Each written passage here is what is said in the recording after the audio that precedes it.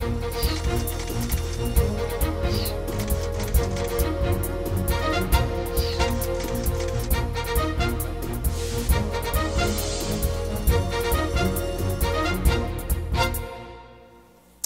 my name is Frank Quant, and welcome to Schools on Point. This half hour, we're talking about improving outcomes for our young people in the justice system. With me is Dr. Deborah Eduardo, the Los Angeles County Superintendent of Schools. The Los Angeles County Office of Education serves 80 public school districts and 13 community colleges that educate 2.5 million students.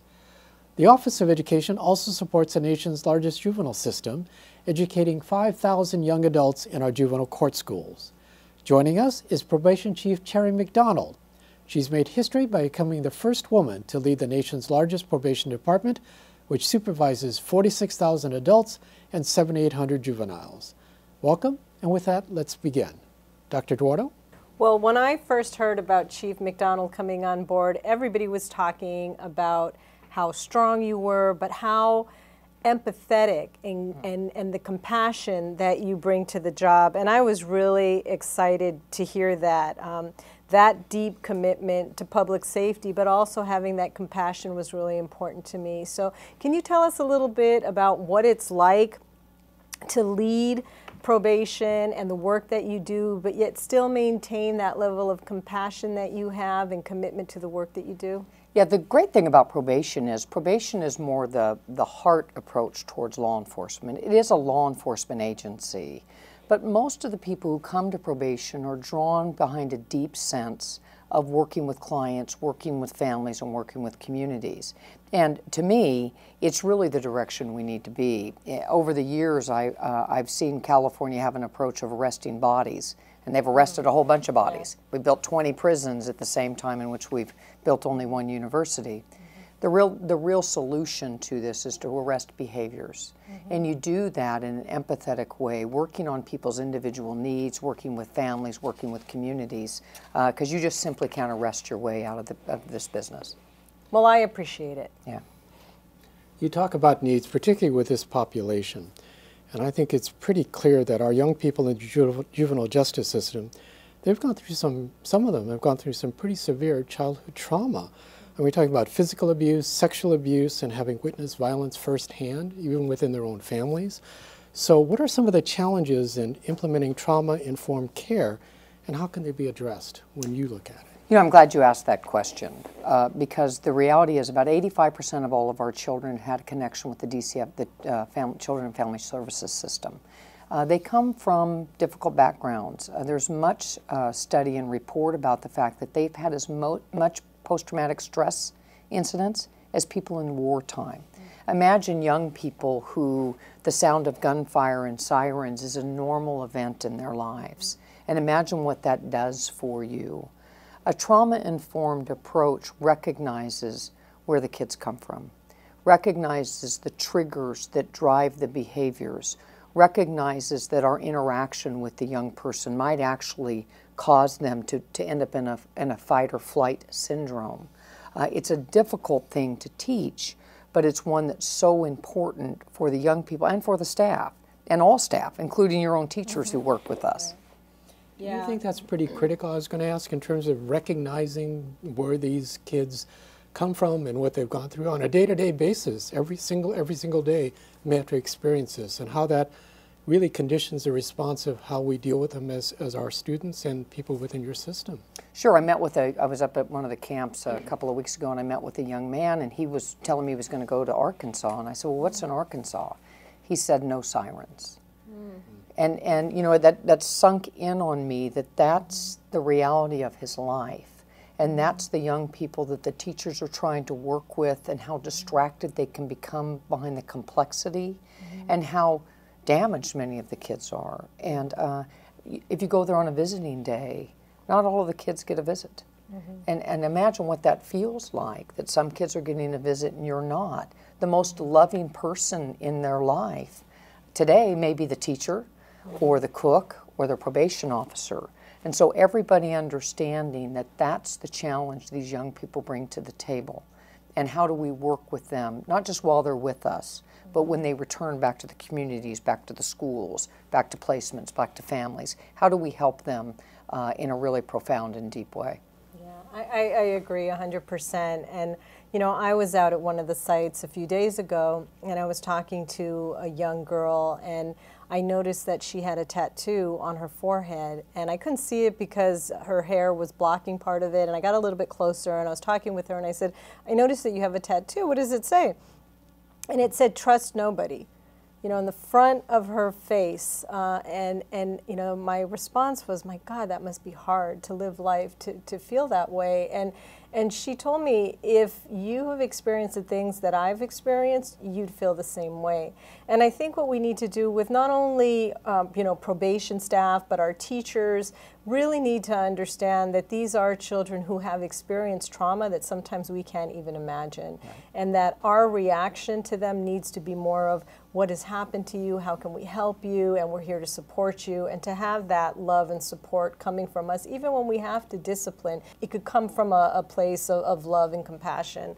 But I wanted to talk about Campus Kilpatrick. Sure. Because that's our LA model, and that's what it's all about, is creating this nurturing environment that's very different from other sites. Can you talk a little bit about the model and your thoughts about how it's going? Sure. That's something that we should all be very proud of. I think you know your team play a profound role in the culture and the feel of the facility. So what the county did was it got some money from the state, and it kind of essentially tore down an old juvenile camp in a beautiful location outside of Malibu and replaced it with a facility that feels like a campus. And the living units are small and more home-like. And so when you enter the facility, you don't feel as though you've entered a detention center. You feel as though you're at a live-in school. But that's just the outside. It's the heart of the facility that makes it so different. So you know that a group of people got together, advocates and teachers, instructors and researchers, working with their county partners to develop what's called the LA model, a trauma-informed, wraparound services, integrated approach to helping young people. And we do very intensive training with the staff, not just the probation staff, alongside the teachers and the cooks and the maintenance personnel, because it takes a village with these young people. And it really recognizes the place where the young people come to. And it allows them to have much more say in their treatment, in their program model. It's very important to integrate the family and the community while they're there, because there's much healing and building we need to do with families. And it allows for extended outreach of the kids. And when you're there in that facility, it feels so much different than any other place. And I've been doing this almost my whole life. When we opened the facility, I cried because I spent years working in prisons, and I can see how the design of that environment only led to the bad outcomes we were getting.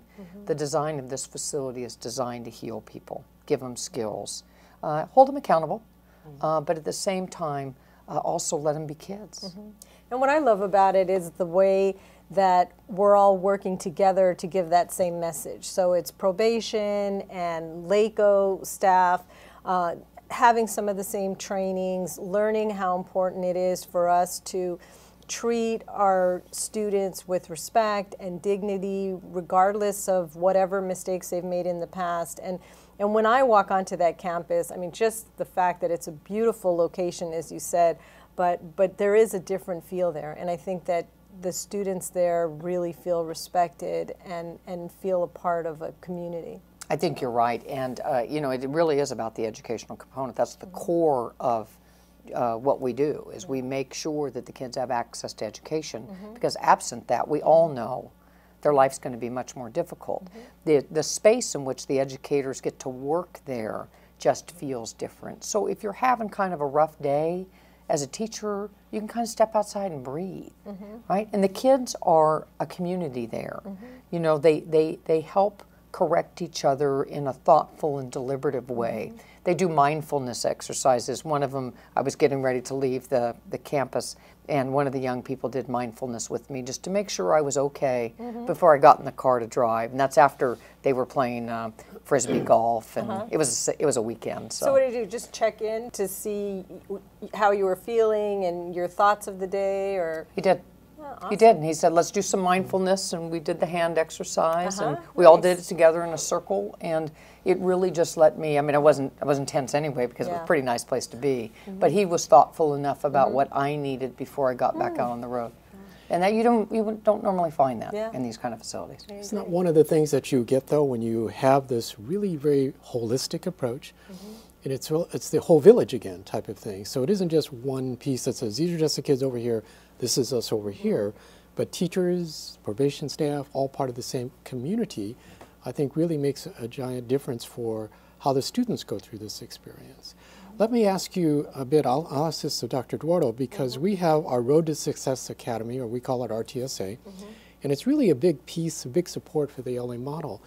Dr. Eduardo, could you tell us a bit about that and how you think it's been making a difference in the lives of our probation youth? Yeah, I think what's exciting about RTSA is it's really designed for students who've experienced trauma, and really teaching them through project-based learning and themes that are important to them, themes like empowerment and change, and things that are really going to get them to think and to reflect on what's going on in their lives and what they can do differently, and they enjoy it. They're excited to learn. So I'm really proud of that, and this is a model that we've received a lot of awards for in the way that it's been implemented.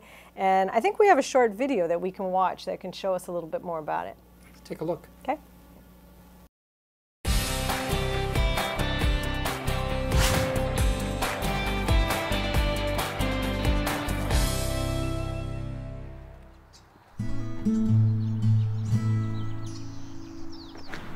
The population of girls that we have are not engaged in school, have probably not attended school for 3 to 5 years.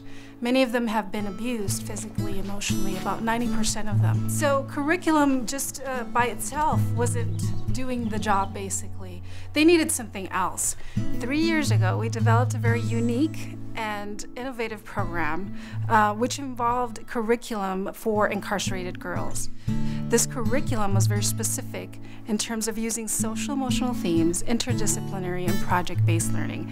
What we found out very quickly was that it was the key to get the girls engaged. The way we're doing things here with the what we call the TIP approach gives them a new breath into education, where they're really able to get hands-on with the project, and then therefore once they're having the opportunity to get creative, they really open up to the learning aspects. We do go through themes like power and empowerment, hope, transformation, and new beginnings. It's basically the cycle that the school wants to see for the girls. And here we made paintings, different paintings on how the scenes of the jazz era made a difference to, other ethnicities too. They like jazz, that's how other relations in music started coming up. We also created poems about hope.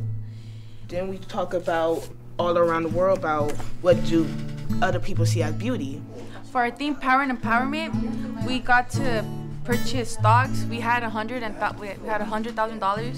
When you're able to create a project that they love, they also open up because they can see the connections between their lives and what they're doing in education.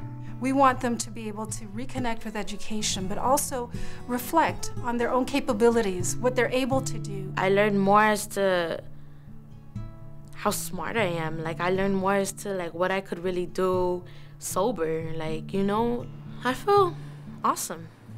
I really do.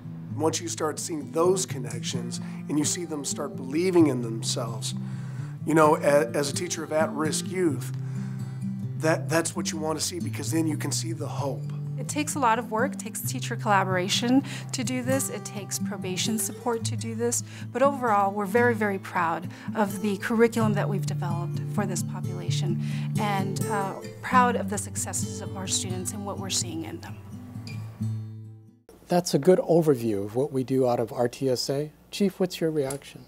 I love that video, Because that video demonstrated that collaborative approach. It also demonstrated the safe and brave space that's created in that facility so the young ladies can focus on their strengths. Like the young woman said, I realize how smart I am. And they are smart, and they are resilient. And with a little bit of nurturing and love and attention, they blossom there. I didn't tell you the story, but I went up to that facility on a Friday night, and the girls were out playing sports, and they were outside playing, and a few of them grabbed me and said, come to the classroom and let us show you what we're working on. Right? Never, I should have told you that, but they were proud of what they were doing. They wanted to show, and it was an integrated project approach towards education, that they were sharing the connection points between what they were reading, art, what they were learning. It was really quite magical. That's awesome. And you can see it in their faces when they're talking about, you know, yeah, I'm learning, I'm smart, I get this, I'm, you know, feeling pretty good. So, yeah, and it takes all of us. It really is the partnership and working together, so. You know, we have another story. Dr. Eduardo, can you tell us about one of our success stories out of RTSA? You know, that's the amazing thing is when you talk, Chief, about resiliency, we have so many children that are resilient and so many success stories, but we do have one that really stands out to me, and that's Stephanie Valdivia, and this is the one that was featured in the LA Times. This is a student that came to us, you know, had a history of substance abuse, had committed, you know, quite a few crimes, but she really was interested in school, and she did very, very well while she was with us. She got all A's, she advanced 5 grade levels, and she really turned her life around. And this is one that I would say was very successful. She earned her high school diploma, and I think it would be good to hear directly from her. So I think we have a clip of that as well, right? Right. RTSA's curriculum changed my feeling towards education. I felt as if I was capable of learning and actually enjoyed it at the same time. I was a high school dropout. My high schools, my outside schools, were in no way of comparison to RTSA. I just love how the themes made me grow educationally, mentally, and socially. I now have 9 months since I left RTSA, and I miss the school. I miss the work, the projects, the school staff, and everything that came with the amazing experience. Currently, I am enrolled in in Los Angeles Mission Community College with the goal of becoming a juvenile probation officer. I'm also a paid student intern with the Los Angeles area City Chamber of Commerce. I am and will continue to be on my road to success. Thank you. We really are given a unique opportunity to make a difference in people's lives. Chief, her goal is to become a probation officer. I mean, how great is that? Right. Yeah. Well, you think about these young folks that come with these experiences and this resiliency. These are the very voices and leaders that if we do a good job with them, they can go back into communities, working within the community to heal the next generation of young people. And so we're thrilled with the work that you did with that young lady. I can't wait to see where she lands in a few years. It'd be amazing. Maybe knocking on your door for a job. I hope so. I hope so. I hope so, too. Let's go back to the LA model for a minute. I understand there's a plan to replicate this model because it's done so well in the other youth camps and halls. Can you tell us a bit about that plan? Sure. And so Kilpatrick is where we started the model. And we continue to grow at Campus Kilpatrick. It's about a 100-bed facility, and it's just one cottage is filled right now. We'll continue to expand the LA model at Kilpatrick, and we will begin to push this same trauma-informed, interactive team approach towards juvenile rehabilitation in all of our facilities and halls and camps. It's going to take a while, but we're committed to doing it, and I know you're committed to doing it with us. Absolutely.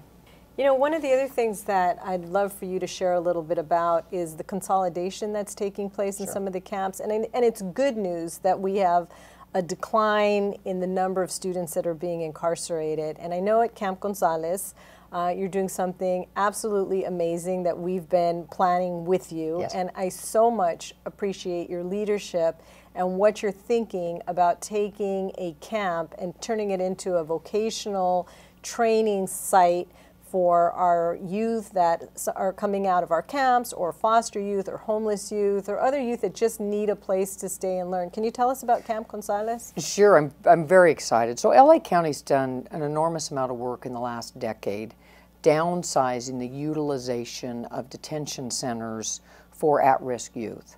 And so every effort is tried at the court level, at the probation level, that we only are holding kids that create a public safety risk. Now, you know, we need to do better, we can do better, but a decade ago we had about 4,500 young people in detention. Today we average about 1,200. And as a result, we're able to shut down detention centers in LA County. But rather than letting them sit idle, the question we ask ourselves is, what opportunity do these spaces create for us to help young people that are at risk? So Camp Gonzalez is our first attempt at this, and I believe it's the first one in the nation, where we're going to take a camp and we're going to renovate it and make it more school-like, a more healing environment, less detention-like. And we're going to reconfigure the facility so that it creates a residential center for 18 to 25-year-old young men. Coming out of, as you mentioned, Doctor, halls, camps, homelessness, just at-risk young people who want something different in their lives. We've made a partnership with LA Trade Tech that will be the on-site technical trade provider, and we have two community-based organizations that will provide the programming. We're pretty excited about it. We're hopeful the board will authorize it. I think they will, and we're also talking very much in Sacramento about how could this model be replicated for all kinds of safety net issues, homeless, mothers with children maybe that have been criminal justice involved, young people that have been subject to human sex trafficking, just thinking differently about how do we recede the tide of incarceration to healing, rehabilitation, reentry. And thank you for your partnership on it, because Well, we could have done it I without know if you. anybody can make it happen, it's you. And I've been at the planning meetings, and I know that it'll happen. It's gonna going to happen. be amazing. It's going to happen. Part of what you're talking about in terms of the trend toward less incarceration, less kids in custody, only the ones that really need that kind of supervision, that means that many of our youth who are formerly in custody will now be out in the community. In your view, how can educators better support these young people who are now remaining in the community? I think that's a great question, and it's really an understanding about where the kids are. You know, your staff, my staff, school counselors, they need training in trauma-informed practices. They need the tools to be able to do their jobs. They need the classroom sizes to be manageable, particularly for in communities with a higher risk, higher need population. I think the more that we work together and not at odds about how can we share information, how can we be client-centered, child-centered, supportive of each other, I think we can do it. We can do a better job there. And I absolutely agree. I want to say this isn't easy work. That's hard. I mean, we are talking about the kids, since the declining enrollment, the kids that do come to us are the kids that have the more severe behaviors and trauma and issues to adjust to. And I just want to say that working together with your team, with you and your leadership, it's been an amazing experience. And we do see transition happening, and we do see attitudes changing. And it takes time, because it's not easy work, but it's such important work. It was interesting. You gave a tour to one of the local legislators who had been told stories about how schools were in LA County, our facilities. And of course the legislature comes down here, and I said, I don't want to talk for Dr. Duardo, let Dr. Duardo talk. The legislature left, the person left and said, that's not at all what I thought, right? It was people focused, child focused, really trying to do the good work. And you're right, as we've done so much work to refine the population and try to keep the kids in the lowest security setting that we can, the kids that come to us really can have a more density of higher risk, higher need. So it's making employees' jobs harder, but we'll make them easier by working together, by training together, by teaching trauma-informed practices and de-escalation techniques, giving the staff the tools they need, and the love. They need love too. Absolutely. You know, these jobs wear them down. Yeah, you know, it's that secondary trauma, Right. you know, that we're exposed to. But Right. but they're doing great. Yeah. They're moving along. These young people will go back into the community. What kind of programs or services does probation provide to these young people to help them for that kind of transition when they go back into their own communities again? Yeah, so the need's going to be individualized, or the services we provide are individually provided based on individual needs. And some of them we don't provide, our county partners do. So if it's a young person with a mental health or a substance abuse need, we would do a referral to a county agency. We do very intensive family reunification where families really need it. We do things like if a family needs a couch or a bed, we may make arrangements to bring in a couch or a bed. So it's individualized based on every kid. We are in schools, so we help if one of our clients is having difficulty in class. We serve as a mentor and kind of an intermediary to try to get them back into class.